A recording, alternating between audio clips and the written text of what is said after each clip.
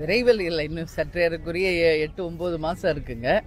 நான் ஏற்கனவே சொன்னது தான் செயற்குழு பொதுக்குழுவில் ஜனவரி மாதம் கடலூரில் 9ஆம் தேதி நம்ம மாபெரும் மாநாடு வச்சுருக்கோம்.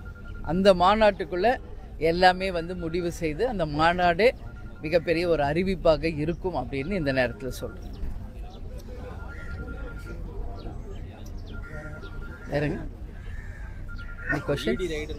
ஆமாங்க, இடி ரைட் நடந்துக்கிட்டு இருக்க.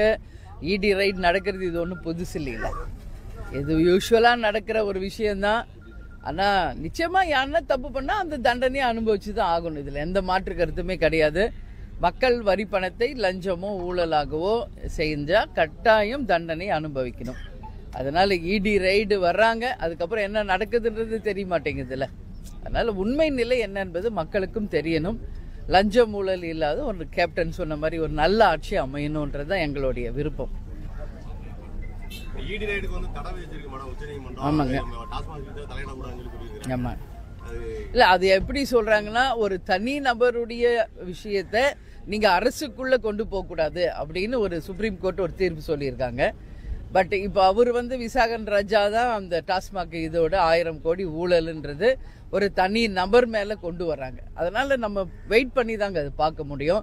அவசரப்பட முடியாது. எதுவாக இருந்தாலும் அது தனி நபரை சார்ந்ததா இல்லை டாஸ்மாக் உடைய அந்த டிபார்ட்மெண்ட்டை சார்ந்ததா அப்படிங்கிறத பொறுத்திருந்து நம்ம பார்ப்போம். செயல்பாடுகள் நான் நிறைய தடவை சொன்னது தாங்க. உங்களுக்கு கொடுத்த பல வாக்குறுதிகளை இன்னும் நிறைவேற்றாம தான் இருக்காங்க. நிச்சயமாக 1000 ரூபாய் போன்ற திட்டங்களால் பெண்களை இன்னைக்கு அவங்க பிரெயின் வாஷ் பண்ணி அந்த ஓட்டை வாங்கணும்னு நினைக்கிறாங்க. பட் என்ன நடந்துட்டு இருக்கீங்க, பெண்கள் இன்னைக்கு டாஸ்மாக் அதுதான் மெயின். எங்கே பார்த்தாலும் குடி.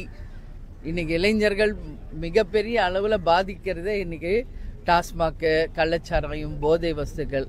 அதனால தான் இன்னைக்கு பலவிதமான கொலைகள், கொள்ளைகள், கற்பழிப்புகள் எல்லாம் தொடர்ந்து தமிழ்நாட்டில் நடந்துகிட்டு இருக்கு. அவங்க கொடுத்த பல வாக்குறுதிகள், நீட் எக்ஸாமாக இருந்தாலும், டாஸ்மாக் ஒழிப்போம் சொன்னதாக இருந்தாலும், விலைவாசி குறைப்போம் என்று சொன்னதாக இருந்தாலும், பல்வேறு விஷயங்கள் இன்னும் செயல்படுத்தணும்.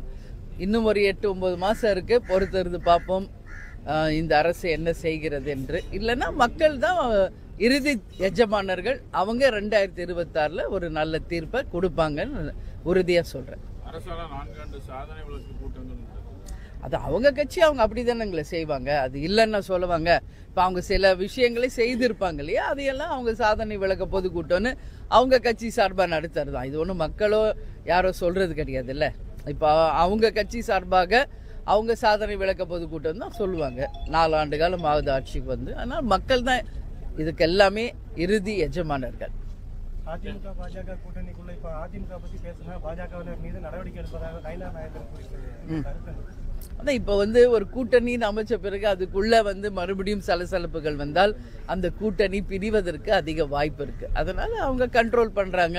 யாரும் தனிப்பட்ட கருத்துக்களையோ எதிர்கருத்துக்களையோ சொல்ல வேணாம், பொறுமையாக இருந்து இந்த கூட்டணியை வலுப்படுத்தணும், அடுத்த ஆட்சியை பிடிக்கணுன்றதுல எந்த கட்சியா இருந்தாலுமே ஒரு கூட்டணி அமைத்த பிறகு அந்த நிலைப்பாடு தான் எடுப்பாங்க.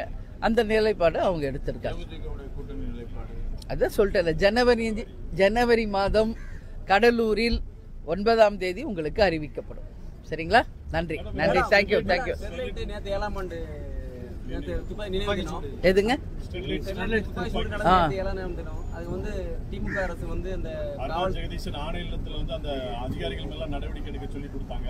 இதுவரைக்கும் நடவடிக்கை எடுக்கலைன்னு பெரிய குற்றச்சாட்டு. ஆமா, இது அப்பாவி மக்கள் குருவியை சூடுற மாதிரி கொன்னுட்டாங்க. அது மிகப்பெரிய ஒரு தப்புங்க. அது யாராலையுமே ஏற்றுக்கொள்ள முடியாத ஒரு விஷயம். ஆனா ஏன் இவ்வளோ காலதாமதம்னே தெரியல. இப்போ பொள்ளாச்சியில பாருங்க, நம்ம பாலியல் வன்கொடுமைக்கு கோர்ட் சரியான தீர்ப்பு கொடுத்துருக்காங்க.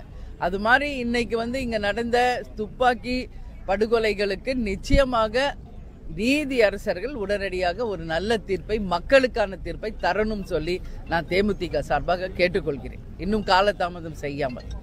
சரிங்களா? நன்றி.